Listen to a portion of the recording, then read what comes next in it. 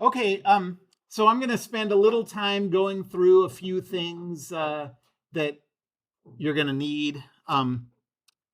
Talk about Arduino programming using transistors, and we'll set up like a simple little thing at the end of that together.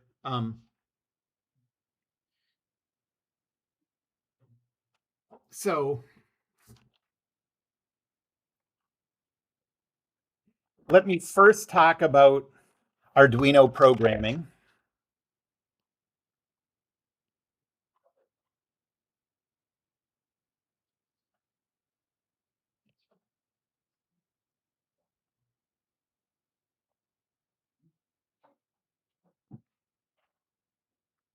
How many of you have taken programming classes before, done some programming before? Long time ago, yeah. Well, the programming we're going to do in this class is very simple, but there's just a few principles basically. So the first thing is there are two sections to an Arduino program. Um, in normal programming, you have to set up the sections yourself. Like if you want to declare some things at the beginning, you do that. And then you create a loop that loops through and does things. Since Arduino programming, every Arduino program is going to be based on a loop that just keeps going through, looking for stuff, and then using what it finds to do stuff, power something or whatever. It has a loop built into it. So,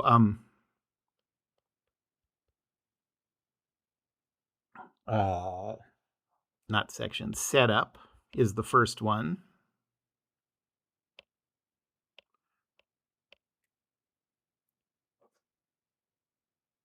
And then the second one is loop. And we'll see the setup thing when I do this example. But the loop is just going to keep going through. So it'll go through the commands that you put in the loop.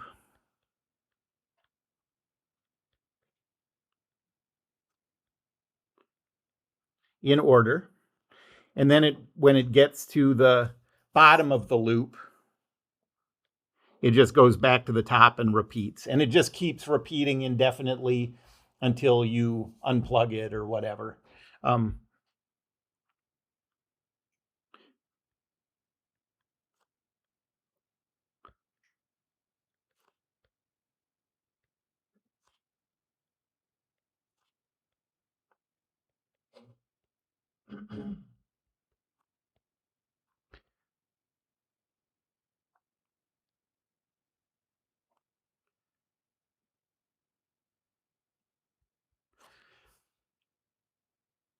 um,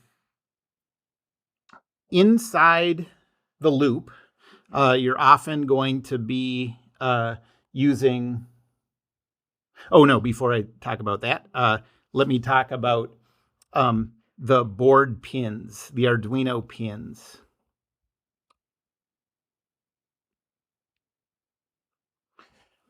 So your Arduino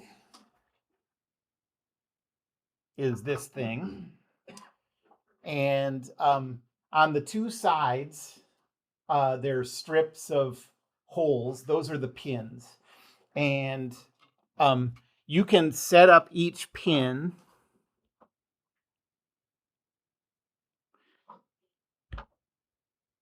as either input or output. And you have to tell the board which one of those two things you're using it for. Input is what you would do usually if you have a pin connected to a sensor. And then output would be like devices, like motors, etc.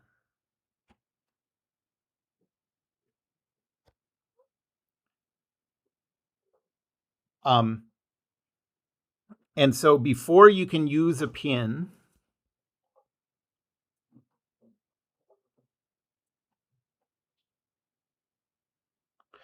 you have to declare how you want to use it. You want to use it as an input or as an output. And the way you do that is with this function pin mode.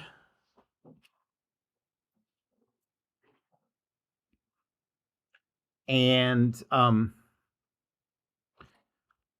you would call this by saying, like, let's say that we want to set pin 5 to be an input pin. Your first argument would be the pin that you're talking about, and then a comma. And then your second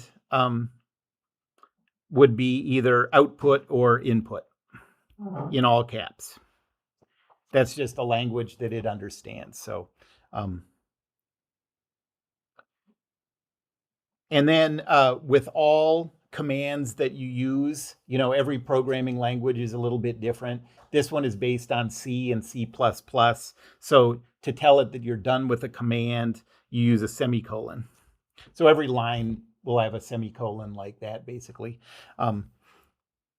So what this is saying is that, okay, get ready at pin 5 to accept sensor information as input. The alternative would be, pin mode. Let's say we want to set pin 9 for output.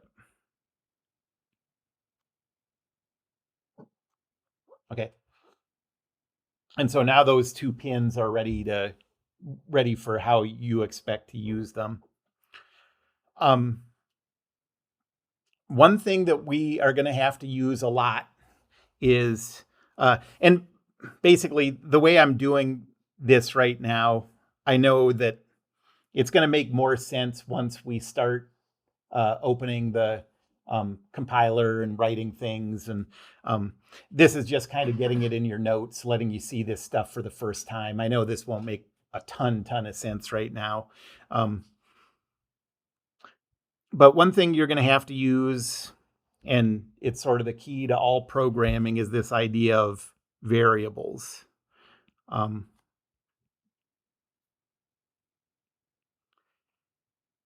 And the thing with variables in programming is, unlike mathematical variables, they don't really vary.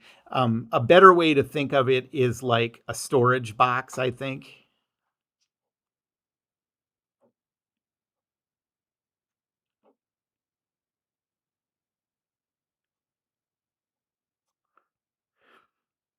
And so you can't do anything with a variable in programming until you put something in that storage box.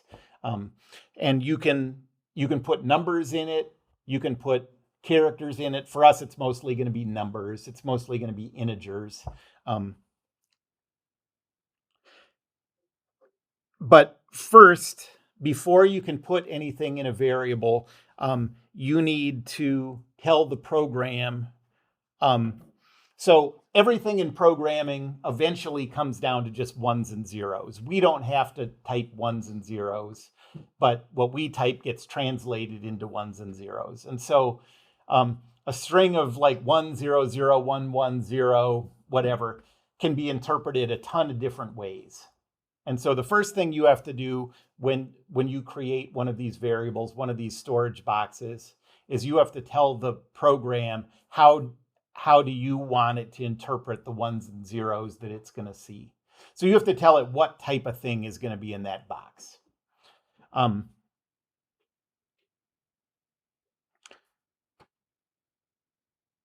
So the first thing you have to do is initialize a variable.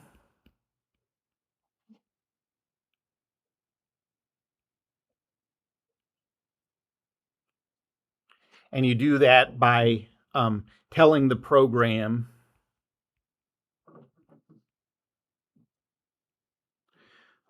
what type of information it's going to store.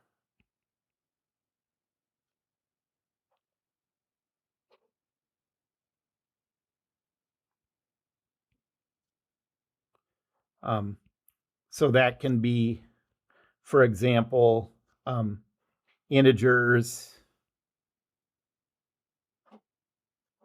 real numbers, decimal numbers,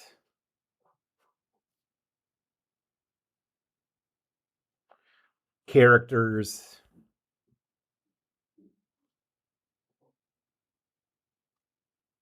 and so on. But before you can use one of these boxes, you just have to tell the program what it is. So we'll see that when we go through this example. And then, and to put something in a variable, like to put, let's say, a value in a variable,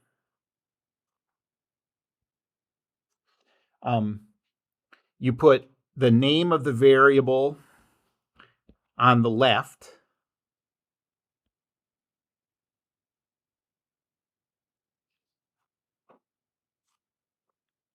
I'll put this in brackets. So whatever you've named this variable, you could call it box, or the more descriptive you can be about it, distance value or something. You can make it any length of word, but you put that on the left of an equal sign. And then on the right of the equal sign, you give the value. So if we had a variable that we initialized called length, and we wanted to put the value 9 in there, we would say length equals 9. If you write 9 equals length, those are totally different things to a computer program, and it won't know what you're talking about. So the name of the variable is always on the left, and the value is always on the right.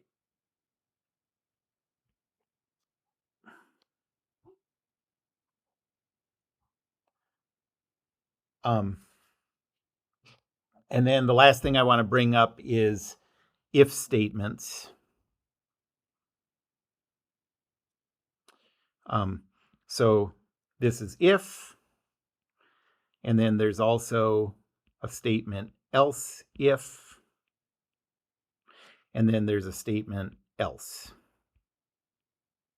And so in order to use sensors and motors and things together, what you're usually going to want to do is you're going to want to have a pin that reads an input from a sensor.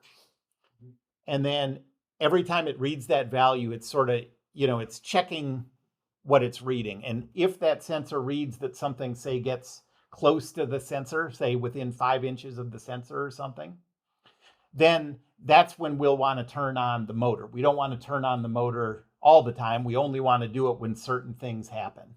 And that's why these if statements are going to be important to us. And so this will be a format like if, and we might say something like length is less than 5. And now for the syntax of this programming language, we can do multiple things if this length from the sensor shows up as less than 5. And the way we indicate all the stuff that we want to be inside this, this stanza is with curly brackets. So if length is less than 5, then we might want to say, this isn't actually the syntax, but let's say turn pin 9 high. Okay. And then let's say that's the only thing we want to do in that if statement. And so what this is doing is it'll be reading a sensor. Eventually, it reads a value that's less than 5. The thing's less than 5 inches away. Now we turn on the motor using pin 9 in order to get farther away or whatever. Okay, so in that way, the sensors and the output pins can function together. You know.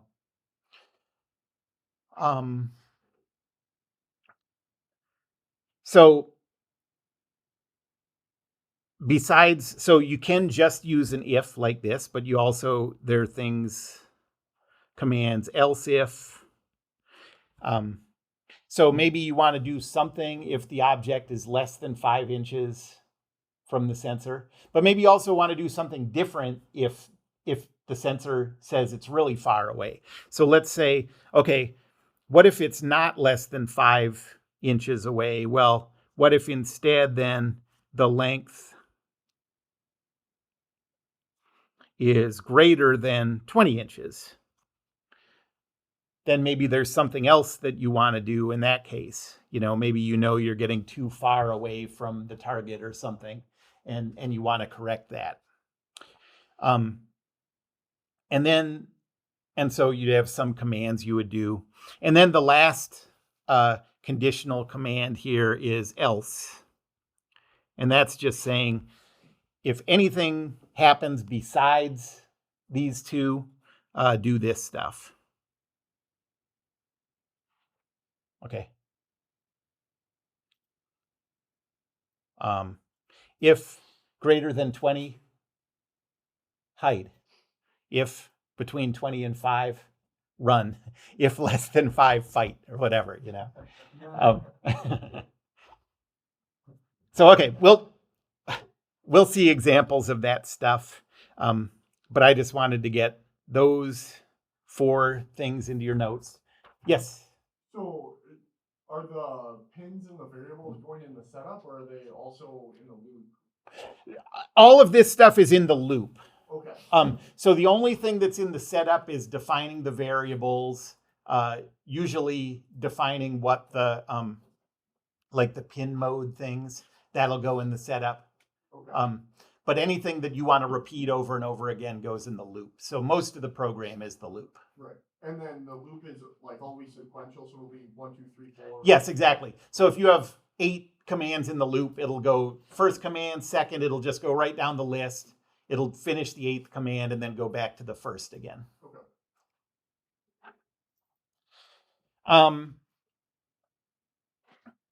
And I mentioned before that, so when we use motors and lights and readouts and whatever, like most of the actions that we're going to take are going to require more current than the pins on the board can provide. Okay. And so in order to use the board to power motors and things, we have to use a transistor as a switch so that the board can just turn on the switch, and then the transistor is what really regulates the power flow. Okay. And the transistor that you all have in your kits is called the TIP 120 transistor.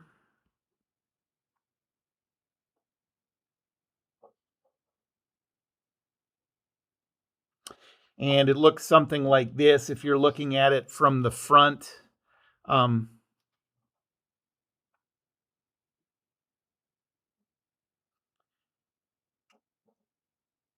There's a silver back piece with a hole in it, and then a black plastic piece. And then there are 3 prongs coming out.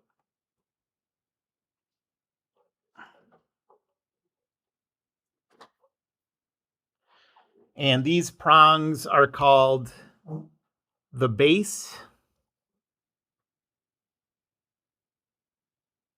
the collector,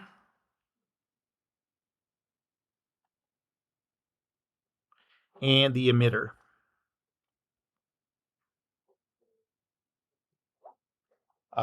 If you're looking at it from the front, they're in alphabetical order as you go from left to right. And the way it works is when you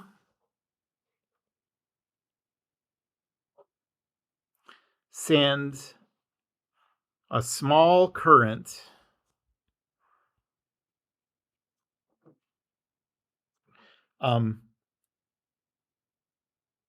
let's say in the base and out the emitter.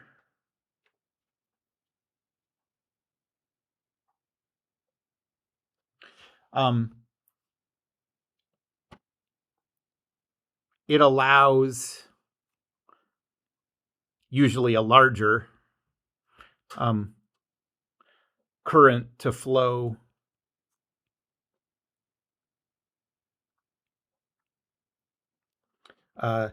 in the collector and out the emitter.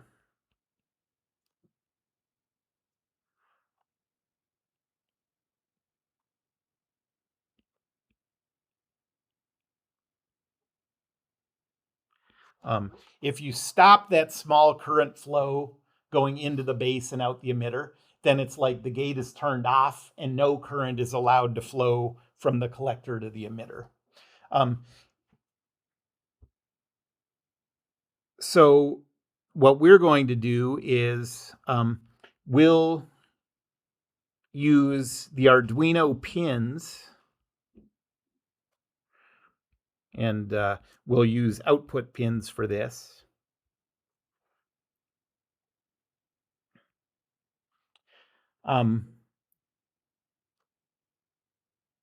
To control the current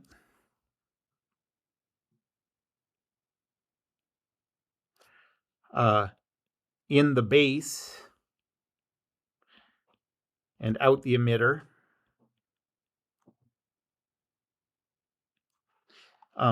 And this will determine whether a circuit is on or off.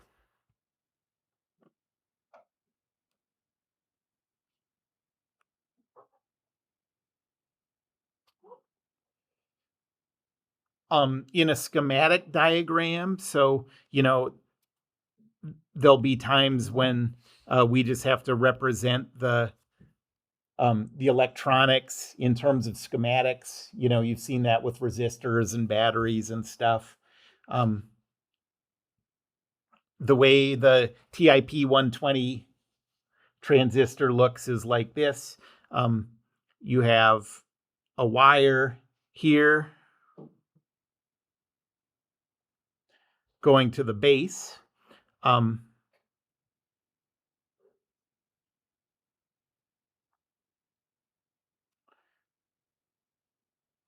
And the symbol looks like this with a circle around it.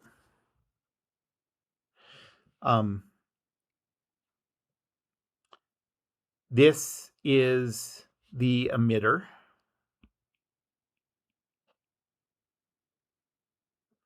And this is the collector.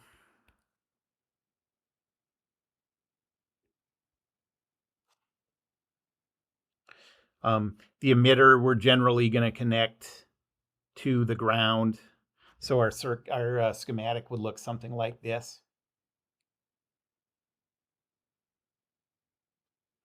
Okay, so we would have our programmable pin 7 or 9 or whatever we choose connected to the base, which, remember, was this guy on the transistor, the one on the left. The collector would be connected to like a big battery and the motor and whatever, and then the emitter would be connected to the ground. Okay, so let me draw an example of how we would use this.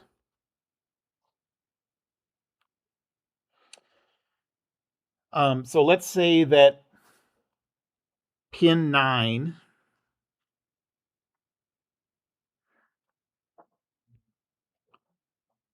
is programmed as an output pin.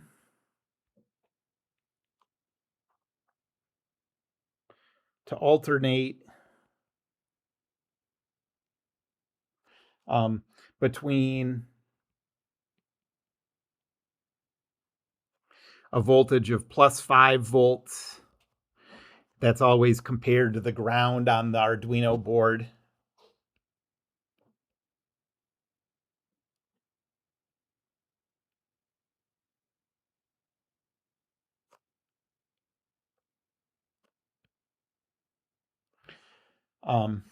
And 0 volts.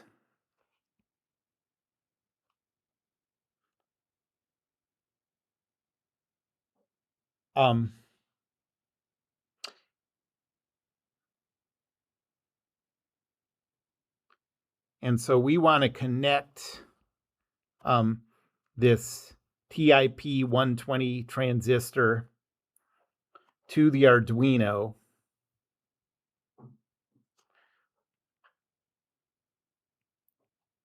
to run a motor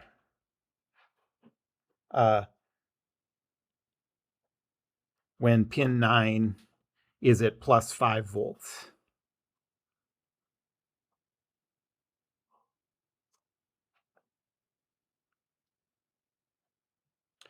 So the way we would do this, and you would do it with the breadboard, but I'm just going to connect the wires so you can, so it's a little more, I think, clear what's connected to what. So here is the transistor.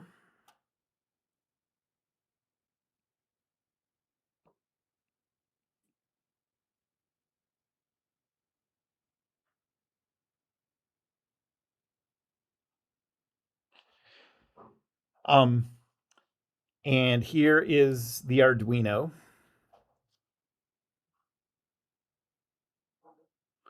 And I'm going to just draw a pin here that says ground. And I'm going to say that the programmed pin that we're using is that pin 9 that's set up as an output pin. So I'm going to go, I want a current that goes in the base and out the emitter, so in the left and out the right of this transistor to control a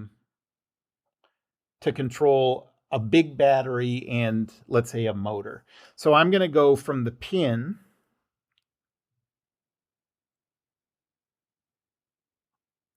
to the base.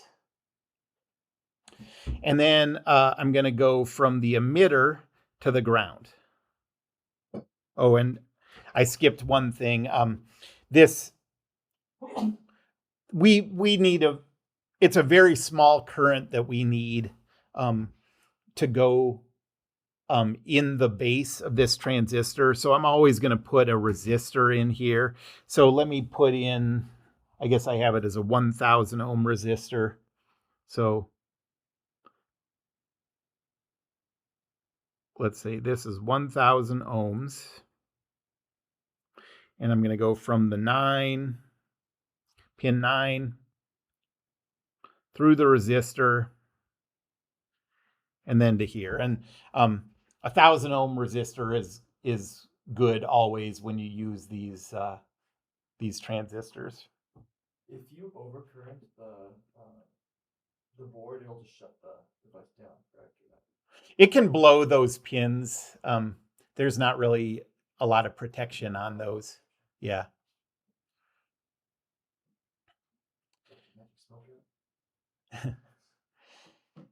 Okay, and so what we've done here now is, if you look at this, so basically if we run current through here and it goes through the transistor and out here, that's when current is running there, it's connecting the circuit, closing the circuit from here to here. So now we're going to put up kind of, you can think of it as like a separate circuit that's going to have the motor and the battery connected to it. That when these two are connected, the circuit is closed and electricity can run. And then when we turn this off, it'll stop the electric flow between those. So I'm going to take a battery. So let's say this is a big battery that can generate a lot of current. And here's the positive and here's the negative. Let's say this is a 12-volt battery. So we're going to go from the positive of the battery through the motor.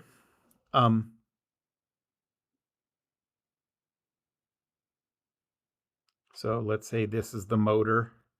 And it goes through the positive terminal of the motor and then out the negative terminal. And then it connects to the collector. And now, because the ground of these two circuits needs to be the same, I'm just going to take the negative of the battery and connect it over here so it has the same electric potential, the same like voltage as the ground. And so now if you think about what this does, so let's say that we program this pin to be high. We say, okay, make this 5 volts compared to the ground. Now these two are connected. And so electricity flows from the positive of the battery through the motor, through here, and around.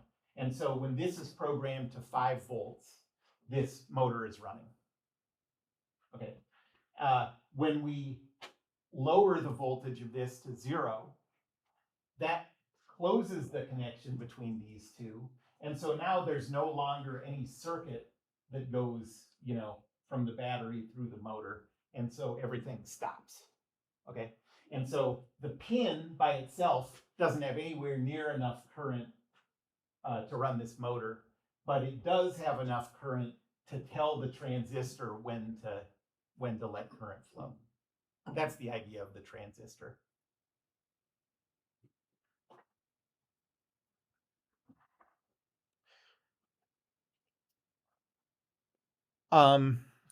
Let me draw a schematic of that. One other thing.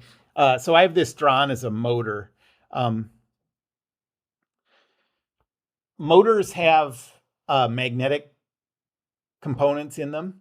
And so when you turn this motor off, you can get a surge in magnetism that causes a surge in current, and that can damage the board. So when you have a motor like this, you should always use a diode to protect it. And so a diode just looks like this. We're just going to set it up so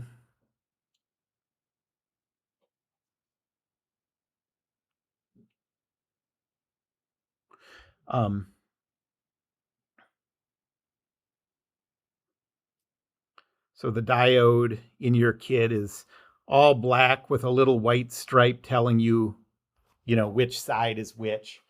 A diode only allows electricity to flow in one direction. And so what this does is if there's a surge in electricity from turning the motor off, it doesn't let current flow this way. It only lets current flow this way, and it protects the board. Like backwards EMF, is that what they call it? I don't know. Makes sense. Like their polarities change. Yeah. Yes. Exactly. Right. Yes. Okay. A schematic of this would look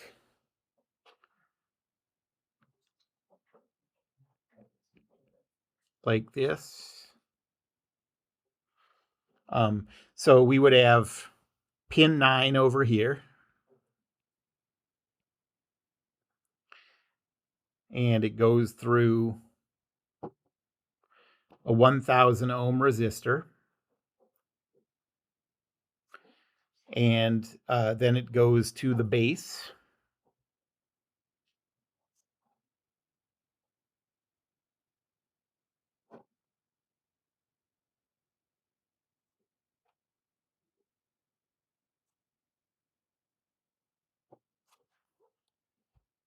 There's the transistor. And then let's say that this is the motor. Whoops. Computer.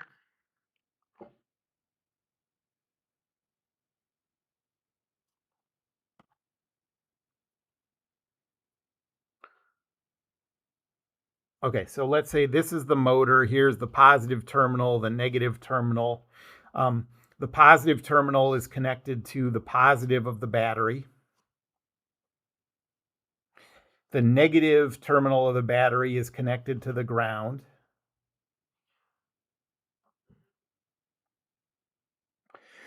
And then we have a diode that only allows current to flow from the negative to the positive. So I'm going to put that here. And the symbol for a diode is an arrow that tells you the direction it's allowed to flow, with a line here saying like it can't flow back the other direction. So that's a schematic diagram of the wiring drawing that I drew above there.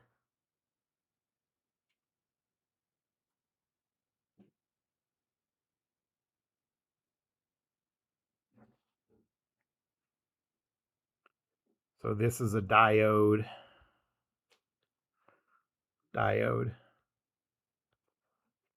And so you don't have to do this with every device, but when the device you're powering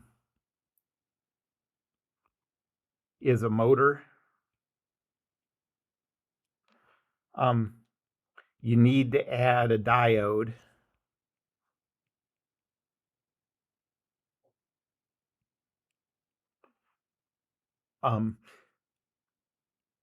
to protect the Arduino board.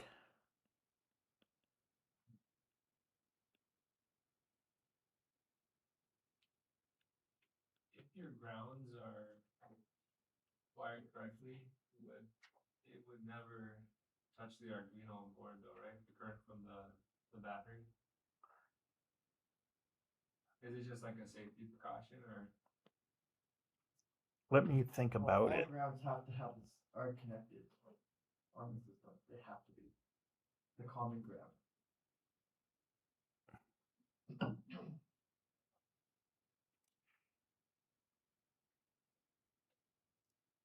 So if you turn that off, I do not know. Just do it. Okay.